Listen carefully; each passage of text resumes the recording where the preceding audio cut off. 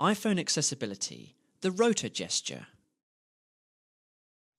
In this video I'm going to talk about the rotor gesture, which is one of the most useful gestures there is because it gives you access to all kinds of options and information you can't get any other way. However, it is also one of the trickiest gestures to either to show someone how to do, or for someone using VoiceOver, it's one of the hardest ones to learn how to do.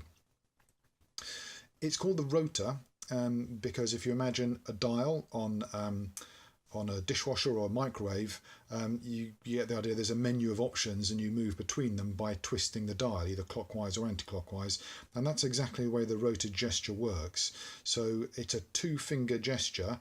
You can use your thumb and your finger, or you can use two fingers. I'm going to show you first of all using the thumb and the finger, and basically you put them on the screen at the same time and then you turn them around an imaginary midpoint like so. Characters. And if I do another one, Words. And each time I move it, it moves to another setting on the rotor. I'm going to move back one now. Characters. And the idea of the rotor is once you've got it onto a setting, I've got it onto characters, I can now flick up and down and I will move through whatever the VoiceOver focus is on, and I'll do it letter by letter. So if I was to flick down, Cabin. B. Echo. and note that you don't just get the letters, but you get whether they're capitals or not, and you get a phonetic as well, which can be really useful if you're on something like a B or a V, you didn't quite catch it. The rotor gesture can be, like I say, very tricky to show somebody how to do or to get the hang of. And a couple of things that's worth pointing out, I did it using my thumb and my finger, but a lot of people do it using two fingers. Words. Speaking rate. Containers. Or you can even do one finger from each hand, so you can do something like Headings. Language. Actions.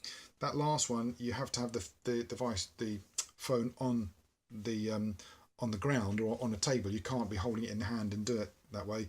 But there's any number of ways you can do the rotor gesture. I found it's even possible, although not very straightforward, you can put your finger on the screen and then just draw a semicircle around it. The problem with this way is that first putting the finger on the screen is usually interpreted as a tap. So I'm going to try it, and I'm going to put two fingers on the screen as soon as I can together. Words. Action. Word. Action. Language. So there's a number of different ways you can play around with the rotor.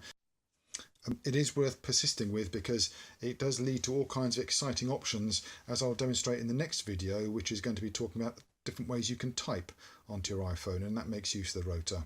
I hope you enjoy it.